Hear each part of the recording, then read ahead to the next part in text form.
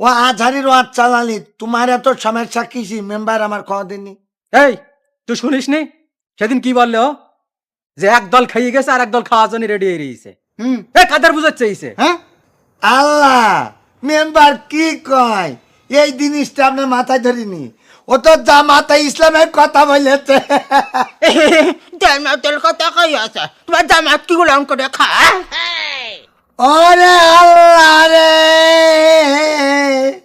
ওরে বাজপা, তাহলে ওয়াজ তোমাকে গায়ে যাই হয়ে গেছে। আমাকে গাই গানে বলো না। তা তাহলে তোকে জলসা খেয়েছির জন্য তোরা খাস, এরকম করে খাস। তুই কি খাস? আমি তো তোর কোনোদিন খাতে দেখিনি রে। তা ছেড়ে তো ঠিক আছে, আমি তো খাই নে।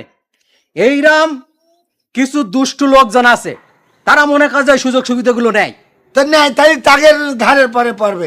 তা তুই খাপে যাচ্ছিস কিসের জন্যে?